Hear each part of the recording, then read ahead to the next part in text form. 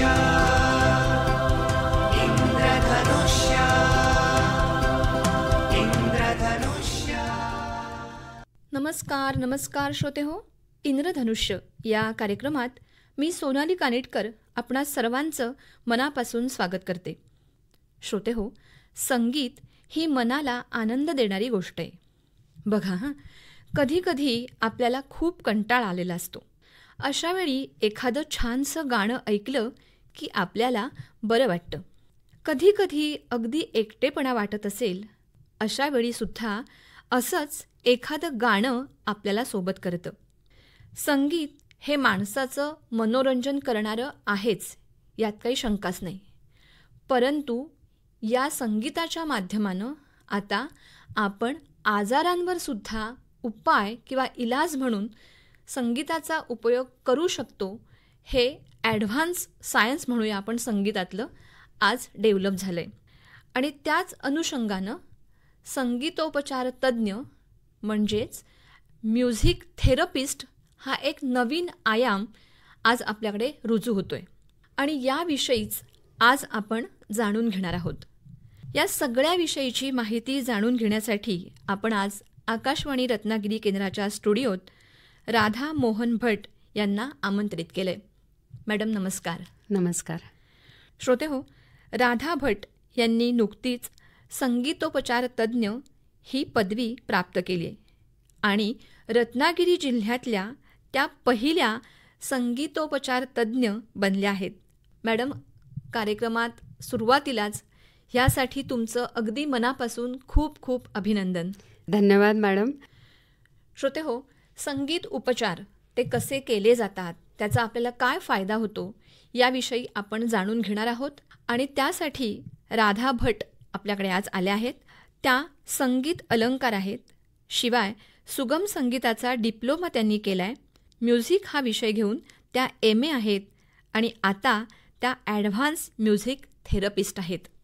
याशिवाय यशवंतराव पटवर्धन संगीत अकादमीच्या त्या संचालिका आहेत.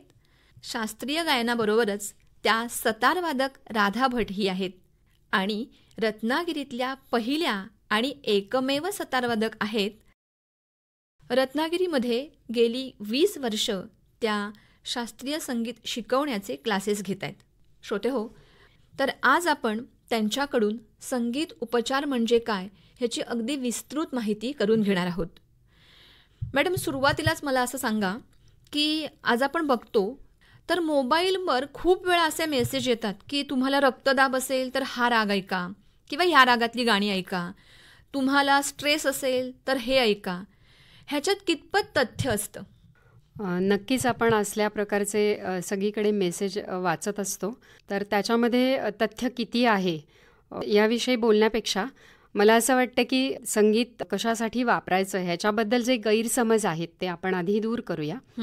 तर म्युझिक थेरपी हा जो विषय आहे तर खूप वास्ट म्हणजे खूप व्यापक असा हा विषय आहे. त्याच्याविषयी बोलताना मी पहिल्यांदा तुमचे गैरसमज जे आहेत ते दूर करण्याचा प्रयत्न करते की म्युझिक थेरपी घेताना किंवा करताना आपल्याला म्युझिकचं ज्ञान असणं फार गरजेचे आहे. हा एक गैरसमज समाजामध्ये आहे. तर असं काही नाही आहे आपल्याला म्युझिक यायलाच पाहिजे असं काही नाही, किंवा गाता आलं पाहिजे, काही वाजवता आलं पाहिजे असं काही नाही. त्याच्यासाठी मी एक उदाहरण तुम्हाला देते की प्रीमॅच्युअर्ड बेबीज असतात तर त्या बेबीजवरती एक प्रयोग केला गेला. त्या बेबीजना 2 वेगवेगळ्या विभागामध्ये ठेवलं गेलं. एका विभागामध्ये त्यांना काही विशिष्ट प्रकारचं म्युझिक ऐकवलं गेलं आणि दुसऱ्या विभागामध्ये ते ऐकवलं गेलं नाही. तर 8 दिवसाच्या स्पॅनमध्ये पुन्हा एकदा त्यांचं जेव्हा रीडिंग घेतलं गेलं त्यावेळेला असं लक्षात आलं की ज्या प्रीमॅच्युअर्ड बेबीजना म्युझिक ऐकवलं गेलं त्यांच्या एकूणच शरीराच्या वाढीमध्ये 37% वाढ झाली होती आणि ज्यांना ऐकवलं गेलं नाही त्यांच्यामध्ये वाढीचा वेग त्यांचा खूप कमी होता असं जाणवलं आहे. शिवाय अजून एक उदाहरण देते की एका वेल नोन डेअरीमध्ये गायींवरती असा प्रयोग म्युझिक थेरपीचा केला गेला आहे की त्यांचं दूध देण्याची क्षमता वाढवायची आणि दुधाची क्वालिटी वाढवायची, ह्यासाठी खूप चांगला असा प्रयत्न, यशस्वी प्रयत्न केला गेला आहे. म्हणजे संगीत उपचार घेण्यासाठी संगीत यायला पाहिजे हे अजिबात गरजेचं नाहीये. नक्कीच. पण तुम्ही ते ऐकलं पाहिजे. हो. मग कशाला म्हणायचं संगीत उपचार? संगीत थेरपी म्हणजे काय की रोज मी रेडिओ ऐकतोच आहे की मग झाली संगीत थेरपी. तर असं नाही आहे. संगीत थेरपी हा खूप वेगळा विषय आहे की ज्यानुसार जसं डॉक्टर आपल्याला तुमच्या आजाराविषयी विचारतात तर त्याप्रमाणे डॉक्टरांसारखंच विचारून प्रत्येक माणसाचं समजा मला स्ट्रेस आहे तर स्ट्रेसचं माझं कारण वेगळं असू शकतं, समोरच्याचं वेगळं असू शकतं.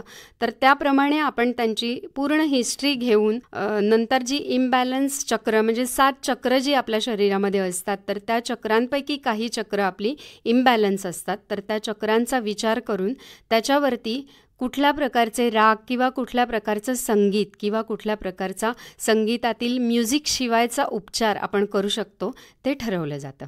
म्हणजे आपण नॉर्मल जसं एखाद्या दवाखान्यात गेलो, आपल्याला काहीतरी आजार आहे म्हणून, तर डॉक्टर आपली सगळी जशी हिस्ट्री विचारून घेतात तशी संगीत उपचारासाठी आलेल्या व्यक्तीची सुद्धा तुम्ही सगळी हिस्ट्री विचारून घेता आणि त्याच्याशी बोलता बोलता तुमच्या माइंडमध्ये ठरत असेल की ह्या माणसाला राग असावा, ह्या माणसामध्ये निगेटिव्हिटी असावी आणि त्या दृष्टीने तुम्ही त्याला ते संगीत ऐकायला सांगून ती थेरपी सुरू करत असाल. म्हणजे मला असं वाटतंय की संगीत उपचार हा मनावर उपचार करणारा प्रकार आहे की ज्याचा उपयोग तुम्हाला मन स्वस्थ असेल तर शरीर स्वस्थ होण्यासाठी होईल. मग हा उपचार कशा टप्प्याने, किती दिवस, कसा तुम्ही ठरवता? म्युझिक थेरपी म्हणजे काय जेव्हा आपण असा विचार करतो तर एक सोपं वाक्य मी तुम्हाला सांगते की म्युझिक थेरपी म्हणजे काय ते तुम्हाला त्याच्यातून कळेल. मेंदूचं अभ्यंग स्नान किंवा स्पा फॉर द ब्रेन. बऱ्याच वेळा असं होतं की मेंदूचा विचारच केला जात नाही. आपण स्वतःसाठी जेव्हा काहीतरी चांगलं करण्याचा विचार करतो त्यावेळेला मेंदूला आपण विसरतो. जेव्हा आपण थकलेलो असतो तेव्हा झोपेचा विचार केला जातो.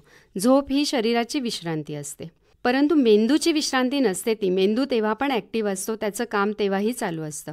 तर जिम आहे किंवा आपण रनिंगला जातो, वॉकिंगला जातो, त्याचंसुद्धा शरीराचाच विचार त्याच्यामध्ये असतो. पण आपल्याला एक लक्षात येत नाही की आपल्या शरीरामध्ये आपण जेवढी एनर्जी आपण वापरतो त्याच्यातली 25% एनर्जी हा ब्रेन वापरत असतो. ब्रेनला ती एनर्जी वापरावी लागते, तर आपण त्याचा विचार करत नाही. त्यासाठी म्युझिक थेरपी वापरता येऊ शकते. कशा प्रकारे? म्युझिक थेरपी करताना आपण असा विचार करतो की समोरच्या व्यक्तीला खूप विकनेस आहे, इम्युनिटी कमी आहे त्याची, तर त्याच्यावरती आपण काम करतो की ती इम्युनिटी त्याची कशामुळे कमी आहे किंवा ती एनर्जी त्याची कुठे कमी पडते आहे त्याच्यावरती विचार करून त्याची थोडीशी हिस्ट्री घेऊन आपण त्याच्यावरती काम करतो. दुसरी गोष्ट, आपल्याला स्ट्रेस आहे, प्रत्येक व्यक्तीला स्ट्रेस असतो. त्या स्ट्रेसची प्रत्येकाची कारणंही वेगवेगळी असतात. त्याच्यामुळे मी मगाशी जसं म्हटलं की आपण डॉक्टरांकडे गेल्यानंतर आपल्याला ते हिस्ट्री विचारतात की काय होतं आहे, कसं होतं आहे किंवा किती वेळ तुम्हाला तो त्रास होतो. त्याप्रमाणे अगदी लहानपणापासूनची आपण हिस्ट्री घेतो त्या पेशंटची की काही घटना असतात ज्या आपल्या मनामध्ये खूप बसलेल्या असतात, त्याचा आपल्याला सतत त्रास होत असतो किंवा काही आपल्याला निगेटिव्हिटी आपल्यामध्ये असते की ही गोष्ट मी नाहीच करू शकत आहे, तर ती निगेटिव्हिटी बाहेर काढण्याचं काम म्युझिक थेरपी करते. शरीराला विकनेस वाटला की आपण काहीतरी त्याच्यासाठी गोळ्या औषधं घेतो आणि शारीरिक थकवा आपण त्याने कमी करू, पण मानसिक थकवा कमी करण्यासाठी असे काही उपाय आपल्याकडून केले जात नाहीत. त्यामुळे तो थकवा जो आहे तो तसाच राहतो कदाचित. आणि मग संगीत उपचाराने, म्युझिक थेरपीने मानसिक थकवा कमी करण्याचं फार मोठं काम आपण करत असतो. हे कशा पद्धतीनं चालतं काम? आपल्याला जर एकदा कळलं की कशामुळे थकवा येतोय किंवा खूप काम, तर शारीरिक थकवा तर असतोच, पण मानसिक थकव्याचा आपण विचार करत नाही की आपण ब्रेन पण आपला थकतोय. तर एक उदाहरण मी तुम्हाला देते की आपण बाहेरून दमून येतो, खूप काम केलेलं असतं किंवा आपण कोणाशी तरी आपलं भांडण झालेलं असतं आणि घरी आल्यानंतर आपण असं म्हणतो की आता मी खूप थकलेली आहे. तर फक्त भांडणच असं नाही, तर काही गोष्टी आपण घरातनं निघताना ठरवलेल्या असतात की ह्या माझ्या गोष्टी आज झाल्या पाहिजेत, पण त्या होत नाहीत. मग आपल्याला त्याच्यासाठी चिडचिड होते आपली किंवा नको आता काही नको करायला, तर मी घरी आले की आता मी झोपणार आहे, तर मला आता कोणी काही विचारू नका, मी आता झोपणार आहे. तर ते झालं आपलं शरीर शांत करायचं किंवा शरीराची विश्रांती झाली. पण त्याच्यामध्ये आपला मेंदू तर काम करतच असतो, त्याला आपण विश्रांती कशी देणार आहोत? तर त्याच्यासाठी त्याच्यावरती काम करून काही रेमेडीज त्याच्यामध्ये आहेत की काही राग आहेत, काही प्रकारची गाणी आहेत, तर जेणेकरून आपल्या मेंदूला विश्रांती मिळावी आणि दुसऱ्या दिवशी तीच एनर्जी, आपण त्याच एनर्जीनी परत ते काम खूप चांगल्या प्रकारे करू शकतो, असं मेंदूला विश्रांती देऊन आपण ह्या गोष्टी करू शकतो. झोपणं शारीरिकदृष्ट्या, पण तुम्ही झोपताना हे ऐका, म्हणजे जसं तुमचं शरीर थकलंय त्याला विश्रांती मिळेल, तसाच मेंदू थकलाय त्यालासुद्धा विश्रांती मिळेल, की जी सगळ्यात महत्त्वाची आहे. नाही तर शरीर झोपेल पण मन चालूच राहतं, त्याच्यामध्ये विचार चालूच राहतात, त्याचं सॅच्युरेशन होत राहतं आणि मग ते सगळं सॅच्युरेट झालेलं बाहेर काढणं कठीण आहे. त्यापेक्षा संगीत तुम्हाला सॅच्युरेटच होऊ देणार नाही अशी सोय करतं, जी खूप चांगलं आहे.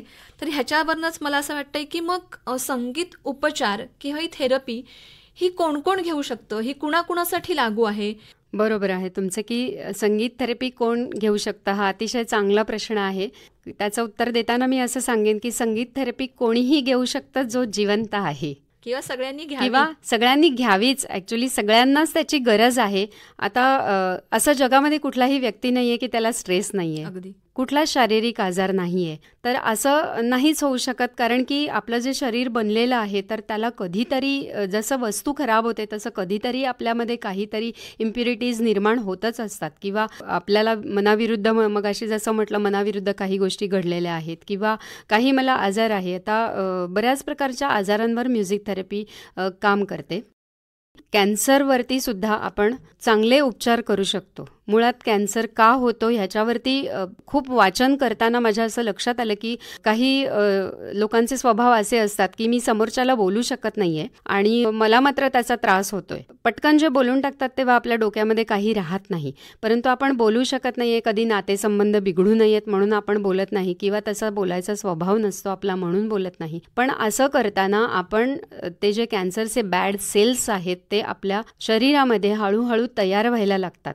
त्याच्यामुळे त्याच्यावरती उपचार करताना मला असं लक्षात आलं की ह्या प्रकारच्या ज्या व्यक्ती आहेत त्यांच्यासाठी ही म्युझिक थेरपी खूप चांगली उपयोगात येऊ शकते. हे खूपच चांगलं आहे. म्हणजे एखादा आजार आपल्याला झाला तर आपण किंवा ॲडव्हान्स मेडिकल सायन्स जे आहे ते त्याचं काम करत असताना मनाची उभारी ही जी आहे ते देण्याचं काम संगीत करतंय. ही खरंच खूप मोठी गोष्ट आहे. पण मग ही संगीत थेरपी आपण कशा प्रकारे करतो? म्हणजे नुसतं संगीत ऐकवतो का त्याच्यात काही वेगवेगळे प्रकार आहेत? म्युझिक थेरपी करताना त्याच्यामध्ये बरेच प्रकार आहेत. असं नाही की फक्त ठराविक पद्धतीचं म्युझिक ऐकायला देऊनच ती थेरपी केली जाते. तर त्याच्यामध्ये एक 3-4 गोष्टी आपल्याला आहेत की म्युझिक थेरपी देताना, त्या व्यक्तीवरती उपचार करताना ध्वनी ध्यान, की ध्वनी ध्यान म्हणजे एक ठराविक पद्धतीचं म्युझिक, एक 5 ते 7 मिनिटाचं म्युझिक त्या व्यक्तीला दिलं जातं. तर असं सांगितलं जातं की ते ऐकताना तुम्ही डोळे बंद करून मांडी घालून शांतपणे बसायचं आहे आणि डोक्यामध्ये कुठलाही विचार, निगेटिव्ह विचार थोडक्यात येता कामा नये, फक्त ते ऐकायचं आणि असं डोक्यात घ्यायचं. समजा आता एखाद्या व्यक्तीला आजार आहे, शुगर आहे, डायबेटीस आहे आपण म्हणू, तर त्यांनी असं पॉझिटिव्ह विचार करायचं की माझा डायबेटीस हळूहळू कमी होतोय आणि तो नक्की कमी होणार आहे. आणि हे ऐकता ऐकता आपण सगळे पॉझिटिव्ह विचार करायचे आहेत, त्याचा नक्की उपयोग होतो. दुसरा एक प्रकार आपण ऐकायला देतो त्याला ध्वनी स्नान असं म्हणतात. तर ध्वनी स्नान म्हणजे काय, की पद्धत तीच की मांडी घालून बसायचं, डोळे मिटून बसायचं. शक्यतो ध्यानमुद्रेमध्ये आपण बसलो तर त्याचा जास्त इम्पॅक्ट होतो. ध्वनी स्नान म्हणजे आपण जे म्युझिक ऐकतोय ते आपल्या मेंदूपासून पायापर्यंत आपल्या शरीरामध्ये ते भिनतंय. अशा प्रकारे ते ध्वनीस्नान म्हणजे प्रत्येक अवयवाला आपल्याला ते म्युझिक ऐकायचं आहे, प्रत्येक अवयवानी ते म्युझिक ऐकायचं आहे की त्याचा खूप चांगला इम्पॅक्ट होतो असं लक्षात आलं आहे. तर अशा अजून बरेच त्याच्यामध्ये प्रकार आहेत. तर हे 2 प्रकार मी आत्ता प्राथमिक म्हणून तुम्हाला सांगितलेत. यालाच जोडून मी असं सांगते की मानवी शरीरामध्ये 7 चक्र असतात. तर एखाद्याला एखादा आजार आहे तर ज्या वेळेला आम्ही हिस्ट्री घेतो त्या आजाराची, त्यावेळेला त्याच्यावरती काम केल्यानंतर आमच्या लक्षात येतं की 7 चक्रांपैकी 2 चक्र किंवा 3 चक्र इम्बॅलन्स आहेत. मग त्या प्रत्येक चक्रानुसार काही काही राग किंवा काही काही स्वर, आता सा रे ग म प ध नि सा ह्यातले काही स्वर, त्या 7 चक्रांसाठी आपण 7 स्वरांची निवड केलेली आहे. तर जे चक्र इम्बॅलन्स असेल ते स्वर घेऊन त्या स्वराचे वादी संवादी असलेले राग ट्रीट करण्यासाठी निवडतो. त्याच्यामध्ये आपण असं सांगतो की त्या 2-3 चक्र समजा एखाद्याची इम्बॅलन्स असतील तर ते 2-3 प्रकारचे राग दिवसभरामध्ये आपण त्यांना त्यांच्या वेळेनुसार किंवा त्यांच्या आवडीनुसार ते आपण त्यांना ऐकायला देतो. तर हे झालं माणसांच्या बाबतीत. परंतु म्युझिक थेरपीचा विचार करताना झाडांवरती सुद्धा आपण हे उपचार करू शकतो की काही झाडांची वाढ होत नाही आहे. तर एका नर्सरीमध्ये असं प्रयोग केला गेला आहे की काही झाडांची वाढ होत नाही आहे. तर मगाशी जसं मी म्हटलं प्रीमॅच्युअर बेबीजसाठी तसं 2 भाग झाडांचे केले गेले आणि एका भागामध्ये म्युझिक थेरपीसाठी तयार केलेलं म्युझिक त्या झाडांमध्ये स्पीकर लावून अगदी बारीक आवाजात काही मिनटं लावलं गेलं. असं रोज करत करत असं 1 महिनाभर त्यांनी त्याच्यावरती प्रयोग केला आणि असं लक्षात आलं की त्या झाडांची वाढही खूप छान होते. म्हणजे असं लक्षात आहे की जे जे सजीव आहे त्याच्यासाठी आपण म्युझिक थेरपी वापरू शकतो. किती छान गोष्ट आहे नाही. तर मॅडम साधारण मला असं सांगा की किती दिवस ही ट्रीटमेंट घ्यावी लागते? बरोबर. जसं डॉक्टर आपल्याला सांगतात की 10 दिवस तुम्ही या गोळ्या घ्या, त्याप्रमाणेच म्युझिक थेरपीचे सुद्धा काही ठराविक दिवस ठरलेले असतात. तर 60 दिवसांचा आपला एक कालावधी असतो की त्या कालावधीमध्ये आपण प्रत्यक्ष समोर येऊन एक 3-4 सिटिंग आणि 60 दिवस आपल्याला ठराविक पद्धतीचं रेकॉर्डेड म्युझिक ऐकायला दिलं जातं आणि त्या 60 दिवसामध्ये आपल्यामध्ये काही बदल जाणवतात तर त्याचं रीडिंगही घेतलं जातं. 60 दिवसानंतर ठरवलं जातं की त्यांना ही ट्रीटमेंट बास आहे की अजून करण्याची गरज आहे. तर त्याप्रमाणे पुन्हा 60 दिवस ही ट्रीटमेंट केली जाते आणि त्याच्यानंतर जसं डॉक्टर सांगतात की आता तुमचा आजार बरा झाला आहे, आता तुम्ही ही औषधं घेऊ नका. पण म्युझिक थेरपीमध्ये मात्र आपण असं सांगत नाही, कारण त्याचे काहीही साईड इफेक्ट नाहीत. शिवाय आपण त्यांना आवडतं आहे ऐकायला तर ते कंटिन्यू करू शकतात, ते ऐकू शकतात, ज्याचा उपयोग त्यांना लाईफ लॉंग होत राहणार आहे. नक्कीच. खूप चांगली गोष्ट आहे. तर मी आता ह्याच अनुषंगाने असं विचारेन की खूप जास्त गरज आता आजारांतर आहेच, म्हणजे कॅन्सरसारख्या जर आजारामध्ये ह्याचा उपयोग असेल तर ह्याच्यासारखी दुसरी छान गोष्ट नाही असं म्हणायला लागेल. पण तुम्ही अजून असं काय सांगाल की कुणाकुणाला ह्याचा खूप जास्त फायदा होतो? नक्कीच. ऑपरेशन जेव्हा एखाद्या व्यक्तीचं करायचं असतं त्यावेळेला पहिली गोष्ट अशी लक्षात येते की त्या व्यक्तीला त्या ऑपरेशनची भीती आहे किंवा काही जणांना असं असतं की त्यांना शुगर असते, त्यांना प्रेशर असतं. मग त्यांच्या डोक्यामध्ये असे विचार चालू असतात की ऑपरेशनच्या वेळेला माझं प्रेशर तर नाही वाढणार ना, मला काही होणार तर नाही ना. म्हणजेच काय, थोडक्यामध्ये त्यांच्यात थोडीशी निगेटिव्हिटी असते आणि थोडीशी भीती असते. तर ती प्री सर्जरी आपण म्युझिक थेरपी देऊन ही भीती त्यांची घालवू शकतो आणि त्यांना कुठल्याही प्रकारचा त्रास ऑपरेशनला जाताना अगदी फ्री माइंडेड ती लोक जाऊ शकतात. अशा प्रकारे आपण त्यांच्यावर उपचार करू शकतो. त्याच्यानंतर आफ्टर सर्जरी म्हणजे एखाद्याचं ऑपरेशन झाल्यानंतर टाके पडलेले असतात किंवा अक्षरशः म्हणजे प्रचंड वेदना असतात त्या व्यक्तीला त्याच्या, तर त्या वेदना कमी करण्याचं काम म्युझिक थेरपी करतं. जसं पेन किलर दिले जातात, पेन किलर देण्याला सुद्धा मर्यादा आहेत ना. शेवटी किती पेन किलर देणार एखाद्या व्यक्तीला? पेन किलर देऊनसुद्धा त्याचं दुखणं जर चालूच आहे तर आपण म्युझिक थेरपीचा उपयोग करून त्यांचं दुखणं कमी करू शकतो. म्हणजे मला असं तुमच्याशी बोलताना जाणवतं आहे की आपल्या मेडिकल सायन्सला मदत करणारी ही थेरपी आहे. नक्कीच. आता संगीत ऐकायला दिलं जातं, राग असतील किंवा काय विशिष्ट प्रकारच्या क्लिप असतील, एवढ्याच गोष्टींचा अंतर्भाव असतो की काही अजून गोष्टी आहेत त्याच्यामध्ये? हो, तर म्युझिक थेरपी नाही तर त्याच्यामध्ये नॉन म्युझिकलसुद्धा काही गोष्टी असतात की ज्याचा वापर आपण म्युझिक थेरपी म्हणूनच करू शकतो. तर त्याच्यामध्ये आता एक मेणबत्ती हे एक माध्यम त्याच्यामध्ये वापरलं जातं आणि प्रत्येक चक्राला अनुसरून असे काही स्टोन जे असतात ते त्या मेणबत्तीवरती ठेवले जातात. आपण एखादं काम करतोय तर ती समोर मेणबत्ती आपण लावून ठेवायची. आपण तिथे काहीच करायचं नाही आहे, फक्त आपलं आपण काम करायचं, मेणबत्ती आपलं काम करत असते. तर त्याचाही उपयोग होतो. एकतर त्या मेणबत्तीमध्ये आपण काही प्रकारचे फ्रेग्रन्ससुद्धा ॲड केलेले असतात आणि ते जे वरती स्टोन ठेवलेले असतात, स्टोन आणि फ्रेग्रन्स ह्याचा एकत्रित परिणाम त्या व्यक्तीवर आपोआप होत असतो. आपण तिकडे जसं मेडिटेशन करताना काही लोक मेणबत्ती समोर लावून त्याच्याकडे बघत बसतात आणि मग त्यांचं मेडिटेशन चालू असतं, तसं इथे आपल्याला काही करायचं नाही आहे. आपण फक्त आपण जिथे बसणार आहोत तिथून थोड्या अंतरावर आपण मेणबत्ती लावून ठेवायची आहे. त्याचा आपोआप इम्पॅक्ट आपल्यावर होत असतो. दुसरं असं आहे की जसं 7 चक्र म्हटलं मी तुम्हाला, तसं त्याप्रमाणे त्या 7 चक्रांप्रमाणे आपण 7 स्वर काढलेत. त्या 7 स्वरांची आपण 7 प्रकारची अत्तरांचे ब्लेंड तयार केलेले आहेत. ती अत्तरं लावून आपण घराच्या बाहेर गेलो, दिवसभर आपलं काम चालू असतं, काही चालू असतं, तर ती अत्तरं आपल्याला पॉझिटिव्हिटी निर्माण करतं आपल्यामध्ये आणि त्याचाही खूप चांगला उपयोग आपल्याला होतो. तर आता ते अत्तर लावायची पद्धत अशी आहे की आपल्या हाताची जी शीर आहे, जिथे आपण नाडी म्हणतो, नाडी आपण बघतो, किंवा कानाच्या मागची जी शीर आहे, तर त्या 2 शिरांना अत्तरं लावायची आहे आणि आपण आपलं काम करण्यासाठी बाहेर पडायचे. हे मेणबत्ती आणि अत्तर ह्याच्याप्रमाणेच प्रत्येक चक्रानुसार काही रंग आपण काढलेले आहेत. तर त्या रंगाचा उपयोग आपण कसा करतो की ज्या ठिकाणी आपण जास्त वेळ असतो तर त्या ठिकाणी त्या रंगाचं पाणी तयार करायचं. समजा लाल रंग आहे तर पाण्यामध्ये लाल रंग घालायचा, ती बॉटल बंद करायची आणि आपण जिथे असू तिथे ती सतत ती बॉटल तिथे ठेवायची. त्याचाही खूप चांगला उपयोग आपल्याला होतोय. म्हणजे या गोष्टी सुद्धा संगीत उपचार पद्धतीमध्ये मोडतात. अगदी बरोबर आहे. आत्ता नुकतंच WHOने म्हणजे वर्ल्ड हेल्थ ऑर्गनायझेशनने हेल्थची डेफिनेशन चेंज केली आहे. त्यांच्यानुसार फक्त फिजिकल हेल्थ महत्त्वाची नाही आहे, तर प्रत्येकाची मेंटल हेल्थ, नंतर स्पिरिच्युअल हेल्थ, सोशल हेल्थ ही पण खूप महत्त्वाची आहे. त्याच्यामध्ये मानवी गरजांनुसार हा हेल्थ ऑर्गनायझेशननी म्युझिक थेरपीचा वापर गरजेचा केलेला आहे. मला खेदाने असं सांगावंसं वाटतं की आपल्याकडचं भारतीय शास्त्रीय संगीत वापरून परदेशामध्ये थेरपी केली जाते, परंतु आपल्या भारतामध्ये अजून तेवढा पाहिजे तेवढा अवेअरनेस नाही आहे. तर तो अवेअरनेस यायला पाहिजे. खरं तर प्रत्येकच माणसाने ही थेरपी घ्यावी असं आता मला तुमच्याशी बोलताना वाटायला लागले. तर ही थेरपी घेण्याचे फायदे काय काय आहेत? म्युझिक थेरपीचा उपयोग आपण पॉझिटिव्हिटी वाढवण्यासाठी, नंतर आता आपण लहान मुलांमध्ये बघतो की कम्युनिकेशन इश्यूज असतात त्यांना, तर ते इश्यूज त्यांचे कमी करण्यासाठी, शिवाय कॉन्सन्ट्रेशनमध्ये वाढ करण्यासाठी, त्याचप्रमाणे अँगर मॅनेजमेंट. आजकाल सगळ्यांना खूप राग येतो.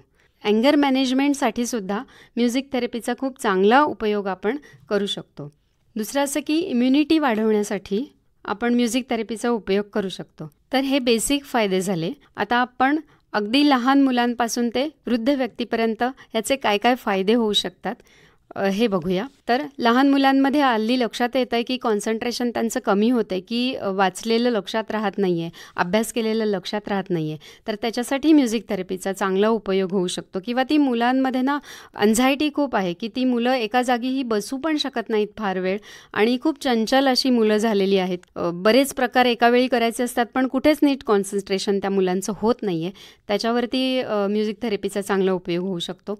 दुसरं असं की थोडीशी त्याच्यापेक्षा थोडीशी मोठी मुलं की कॉलेजला जाणारी मुलं, टीनेजर मुलं जी असतात की आपल्या मतांवरती ती खूप ठाम असतात की मला हे करायचं आहे म्हणजे करायचं आहे, आणि त्यांच्याकडनं ते नाही झालं तर त्यांना त्याचा प्रचंड त्रास होतो. ती खूप ॲग्रेसिव्ह होतात, किंवा दुसरा परिणाम त्याचा असा होऊ शकतो की काही मुलं त्याच्यातली व्यसनाकडे जाऊ शकतात. मग ह्या गोष्टी टाळण्यासाठी आपण त्यांना म्युझिक थेरपी देऊ शकतो आणि त्याचा खूप चांगला उपयोग होतो आहे, हे संशोधनाअंती नक्कीच लक्षात आलेलं आहे. पुढचा टप्पा असा आहे की शिक्षण पूर्ण झालं आहे, आपल्याला हवी तशी नोकरी कशी मिळेल किंवा ती कधी मिळेल ह्याचा खूप स्ट्रेस आहे, किंवा एखादी नोकरी मिळाली आहे त्याच्यामध्ये सुद्धा बऱ्याच प्रकारचे टेन्शन्स हल्ली तरुण पिढीमध्ये निर्माण झालेले आहेत. त्यांना ते टेन्शन्स असतात की आता मी काय करू, किंवा ह्याच्यातनं मला बाहेर पडता येत नाही आहे. अशा मुलांसाठी, अशा तरुणांसाठी सुद्धा आपण म्युझिक थेरपीचा खूप चांगला उपयोग करू शकतो. पुढचा टप्पा गृहिणींसाठी. हल्लीच्या युगामध्ये दोन्हीकडे लढाई लढत असतात असं आपण म्हणू, की घरीही त्यांना खूप काम असतं, किंवा नोकरी करणाऱ्याही खूप महिला आजकाल आहेत की ज्यांना दोन्ही बाजूंनी टेन्शन असतं किंवा दोन्ही बाजूंनी त्यांना प्रचंड त्रास असतो. त्याच्यातनं बाहेर पडण्यासाठी सुद्धा आपण म्युझिक थेरपीचा उपयोग चांगल्या प्रकारे करू शकतो. पुढच्या टप्प्यामध्ये मी वृद्धांबद्दल बोलेन. काही वृद्ध लोक अक्षरशः एकटे राहतात, त्यांना एकटेपणा असतो, की मुलं परदेशात गेलेली असतात, कुठे शिकायला गेलेली असतात, नोकरीसाठी गेलेली असतात, जिथे आईवडील जात नाहीत किंवा जाऊ शकत नाहीत, किंवा दोन्हीमधला एक पार्टनर या जगामध्ये नसतो. मग एकटेपणा जो आलेला असतो. काही लोकांना स्वतःचा स्ट्रेस कमी करायचं एक नॉलेज किंवा त्याच्यावरती त्यांचे उपाय स्वतःचे ठरलेले असतात, की मी पुन्हा जिम जॉईन करेन, किंवा मी माझा वृद्ध लोकांचा एक ग्रुप आहे, त्याच्यामध्ये मी जाईन किंवा मी पेपर वाचेन, मी टी व्ही बघेन. अशा बऱ्याच गोष्टी स्वतःचे स्वतः काही वृद्ध करतात, परंतु ज्यांना ह्याच्यातलं काहीच नाही आहे करायचं किंवा नाही आहे सवय त्यांना किंवा नाही इच्छा करण्याची, तर त्यांच्यासाठी सुद्धा म्युझिक थेरपी खूप चांगलं काम करते की त्यांचा एकटेपणाही कमी होतो आणि त्यांच्याकडे सुद्धा खूप निगेटिव्हिटी खरं तर आलेली असते की मी आता एकटा आहे, मला शुगर आहे, मला प्रेशर आहे, मी एकटा आहे तर मला काही झालं तर काय होईल. तर ती निगेटिव्हिटी कमी करण्याचं काम म्युझिक थेरपी करतं. म्हणजेच आयुष्याच्या प्रत्येक टप्प्यावरती लहान अगदी प्री मॅच्युअर्ड बेबीपासून वृद्ध लोकांपर्यंत या म्युझिक थेरपीचा खूप चांगला उपयोग आपल्याला होऊ शकतो. खूपच छान गोष्ट आहे ही की संगीत ऐकल्यामुळं कितीतरी गोष्टींवर आपण मात करू शकतो. असाध्य ते साध्य असं पण थोडंसं म्हटलं तरी चालेल, कारण मनाला खूप उभारी या सगळ्या गोष्टींमुळे मिळत असेल आणि तुमचं मन जर तंदुरुस्त असेल तर तुमचं शरीर नक्कीच तंदुरुस्त राहील. अगदी खरं. म्हणजे तुम्हाला जर शरीर तंदुरुस्त ठेवायचं असेल तर मन तंदुरुस्त ठेवा आणि मन तंदुरुस्त ठेवायचं असेल तर म्युझिक थेरपी करा. नक्कीच नक्कीच. मॅडम, आपण बराच वेळ संगीत उपचार याविषयी चर्चा करतोय. प्रत्येकासाठी खूप उपयुक्त ही गोष्ट आहे आणि त्याच्यात काही फार मोठं करायचं नाहीये, हे सगळ्यात मला त्याच्यातली जाणवलेली गोष्ट. पण तरीही आपल्या सगळ्या श्रोत्यांना तुम्ही संगीत उपचारांबद्दल काय सांगाल? नक्कीच, तुम्ही म्हणालात तसं ही उपचार पद्धती अतिशय सोपी आहे. अगदी सर्वसामान्य लोकांना मी असं सांगेन की सगळ्यांना गरजेची आहे. शिवाय या उपचाराला असं खूप असे कठीण उपचार नाही आहेत की अरे बापरे आता मी ही थेरपी घ्यायची आहे म्हणजे मला फार त्रास होईल त्याचा किंवा कसं करायचं म्हणजे काही आयडिया नसते आपल्याला. तर त्यांच्यासाठी मी सगळ्यांसाठी असं सांगेन की ही अतिशय साधी, सोपी आणि अतिशय आनंद देणारी अशी ही थेरपी आहे. श्रोते हो, संगीत मी सुरुवातीला म्हटलं की मनाला आनंद देणारी गोष्ट आहे. तर आता सगळ्या मॅडमचा अनुभव आणि कशा कशा प्रकारे संगीत काम करतं हे ऐकल्यावर आनंदाबरोबरच मनाला उभारी देऊन शरीराला तंदुरुस्त करण्याचं कामही संगीत करतं असं मला वाटतं. राधा मॅडम, आज तुम्ही इथे आलात आणि ह्या संगीत उपचारांविषयी अगदी विस्तृत माहिती आपण दिलीत. त्याबद्दल आमच्या श्रोत्यांतर्फे आणि आकाशवाणी परिवारातर्फे मी आपले खूप खूप आभार मानते. धन्यवाद. मला सुद्धा तुम्ही इथे येऊन एक नवीन आणि वेगळा विषय त्याबद्दल बोलायची संधी दिलीत, त्याबद्दल मी आकाशवाणी रत्नागिरीची खूप खूप आभारी आहे. धन्यवाद.